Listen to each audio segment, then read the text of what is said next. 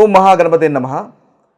August 10 నుంచి August 16 వరకు ఉన్నటువంటి వార ఫలితాలు ద్వాదశ రాశుల వారికి ఏ విధంగా ఉన్నాయో చూద్దాము. ధనుస్సు రాశి వారి యొక్క ఫలితాలు మనము ఆగస్టు 10 నుంచి ఆగస్టు 16 మధ్యలో కనుక చూసినట్టయితే ఈ ధనుసు రాశి వారికి ఈ వారం మొదటి భాగంలో చాలా చక్కటి ఉత్తమమైనటువంటి ఫలితాలు కనిపిస్తున్నాయి. ముఖ్యంగా ఆదివారము సోమవారం ఈ 2 రోజులు కనుక చూసినట్టయితే దగ్గరి ప్రయాణాలు ఉండే అవకాశాలు కనిపిస్తున్నాయి. ఈ ప్రయాణాలు కూడా సక్సెస్ఫుల్గా ధనుసు రాశి వారికి గోచరిస్తున్నాయి. కార్యసిద్ధి ఉంటుంది. మీ యొక్క సోదరులకు సోదరిమణులకు ముఖ్యంగా ప్రోగ్రెస్ అనేది కనిపిస్తుంది. వృత్తిలో ప్రశంసలు కూడా మీరు పొందగలుగుతారు. అంటే ఎక్కడైతే పని చేస్తున్నారో, ఎక్కడైతే జాబ్ చేస్తున్నారో అక్కడ మంచి ప్రశంసలు కూడా పొందే అవకాశాలు కనిపిస్తున్నాయి. ఈ 2 రోజుల్లో కాన్ఫిడెన్స్ అంటే ఆత్మవిశ్వాసం అనేది మీపై మీకు పెరుగుతుంది. తద్వారా మీరు అనుకున్నటువంటి పనులు చేయగలుగుతారు. సోదరులతో బంధువులతో ఆనందంగా గడపగలుగుతారు. ఎనర్జెటిక్గా ఉంటారు. ఆరోగ్యం కుదుటపడుతుంది. సంతానంతో ప్రేమగా ఉంటారు. అదేవిధంగా ధనలాభం కనిపిస్తుంది. పనుల్లో సక్సెస్ అనేది కనిపిస్తుంది. షేర్ మార్కెట్లో కూడా అనుకూలత అనేది ఈ 2 రోజులు అంటే ఇన్వెస్ట్మెంట్స్ వల్ల లాభాలు. ఇంకా మంగళవారము అదేవిధంగా బుధవారము ఈ 2 రోజులు కనుక చూసినట్టయితే వీరికి కాస్త గొడవలు మిస్అండర్స్టాండింగ్స్ ఉండే అవకాశాలు కనిపిస్తున్నాయి. కాబట్టి మనస్పర్ధలు ఉండే అవకాశాలు కనిపిస్తున్నాయి. కాబట్టి ఈ 2 రోజులు కాస్త ఓపికగా సంయమనం పాటించండి. ఇంట్లో చిన్న చిన్న సమస్యలు గొడవలు ఉండే అవకాశాలు ఉన్నాయి. వాటికి దూరంగా ఉండే ప్రయత్నం చేయండి. అదేవిధంగా ప్రాపర్టీస్ విషయంలో కాస్త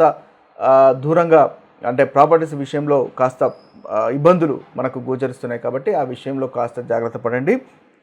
అంటే వీటిని డీల్ చేసేటప్పుడు ఈ 2 రోజుల్లో ముఖ్యంగా మంగళవారము బుధవారము ప్రాపర్టీకి సంబంధించినటువంటి విషయాలు డీల్ చేస్తున్నట్టయితే వాటికి సంబంధించి కాస్త జాగ్రత్తగా డీల్ చేయడం అనేది మీకు చెప్పదగినటువంటి సూచన.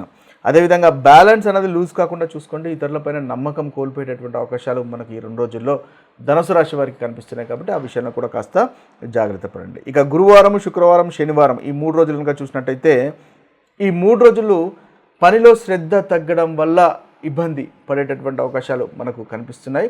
పనిలో అధికంగా ఫోకస్ అనేది పెట్టండి. హార్డ్ వర్క్ అనేది చేయండి. తద్వారా మీరు పనిచేసే చోట చక్కటి ఫలితాలు మీకు కలుగుతాయి. డైజెషన్ సమస్యలు ఉండే అవకాశాలు మనకు కనిపిస్తున్నాయి. ప్రయాణాల్లో ఆటంకాలు కనిపిస్తున్నాయి. వృధా ఖర్చు అనేది ఉండే అవకాశాలు కనిపిస్తున్నాయి. అయితే సంతానంతో సమయాన్ని వెచ్చించే ప్రయత్నము మనకి ఈ 3 రోజుల్లో చేయండి. తద్వారా మంచి ఫలితాలు కలుగుతాయి. మిమ్మల్ని ఎవరైనా మోటివేట్ చేసే ప్రయత్నం కూడా చేసే అవకాశాలు మనకు గోచరిస్తున్నాయి. ఓవరాల్గా చూసినట్టయితే ధనుసు రాశి వారికి మొదటి 2 రోజులు ఆదివారము సోమవారము చాలా చక్కటి ఫలితాలు మనకు అధికంగా ఈ వారంలో ఈ రాశి వారికి గోచరిస్తున్నాయి. ఇక ప్రతికూలమైనటువంటి ఫలితాలు తొలగిపోయి అనుకూలమైనటువంటి ఫలితాలు కలగడానికి ముఖ్యంగా మీరు విష్ణు సహస్రనామాన్ని వినండి లేదా చదవండి. తద్వారా చక్కటి ఫలితాలు ఈ రాశి వారికి ఈ వారంలో కలుగుతాయి.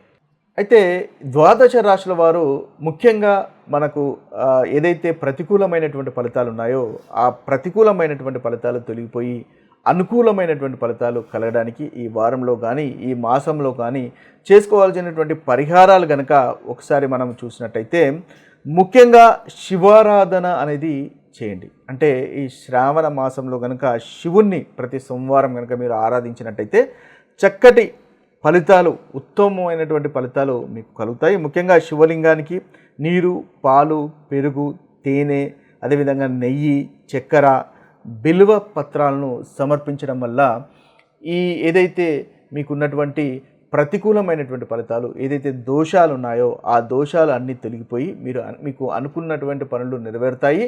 మీకు ఏదైతే మీరు కోరుకుంటున్నారో ఆ కోరికలు కూడా నెరవేరేటటువంటి అవకాశాలు మనకు అధికంగా ఉంటాయి. అదేవిధంగా మీరు ఉపవాసము అంటే ఈ శ్రావణ మాసంలో ఉపవాసం చేయడం వల్ల కూడా ఇది చాలా చక్కటి ఫలితాలు మీకు కలుగుతాయి.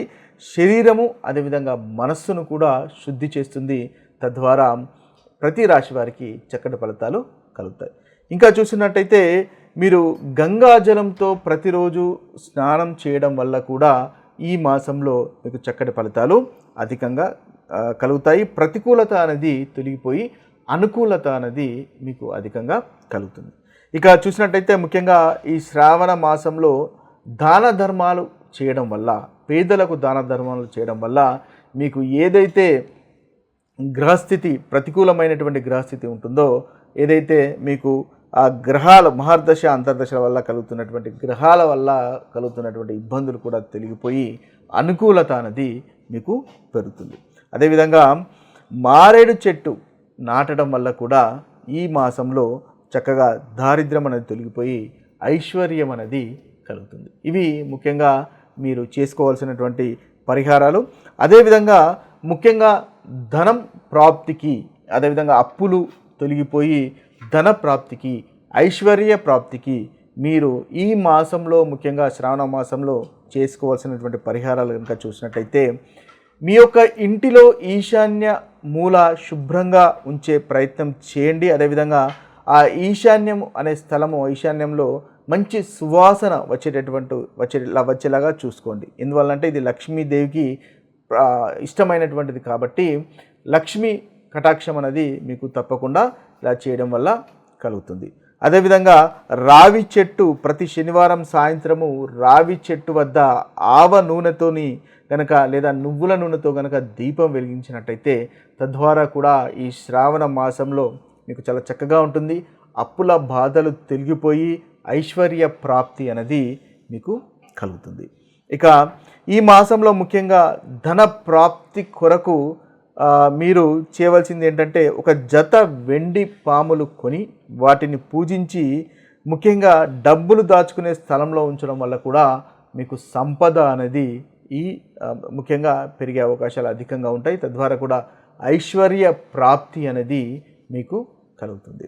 ఇక చూసినట్టయితే ముఖ్యంగా ఈ శ్రావణ మాసంలో మీరు లక్ష్మీ గాయత్రి మంత్రాన్ని ప్రతిరోజు 108 సార్లు కనుక పఠించినట్టయితే చాలా చక్కటి ఫలితాలు కలుగుతాయి. ఐశ్వర్యం కూడా ప్రాప్తిస్తుంది. ముఖ్యంగా ఓం మహాలక్ష్మై చ విద్మహే విష్ణు పత్నై చ ధీమహి తన్నో లక్ష్మీ ప్రచోదయాత్ అనేటటువంటి లక్ష్మీ గాయత్రి మంత్రాన్ని కనుక మీరు 108 సార్లు పఠించినట్టయితే మీకు చాలా చక్కటి ఫలితాలు కలుగుతాయి. అప్పుల బాధలు తొలగిపోయి ఐశ్వర్య ప్రాప్తి అనేది కలుగుతుంది. ఇవి మీరు స్థూలంగా మనకు ఈ శ్రావణ మాసంలో కానీ లేదా ఈ ద్వాదశ రాశుల వారు ఎప్పుడైనా కూడా మీరు పాటించినట్టయితే, పరిహారాలు కనుక పాటించినట్టయితే ఐశ్వర్య ప్రాప్తి అనుకున్నటువంటి పనులు కలుగుతాయి. ఇక మరొక వీడియోలో మరొక మంచి విషయంతో కలుద్దాము.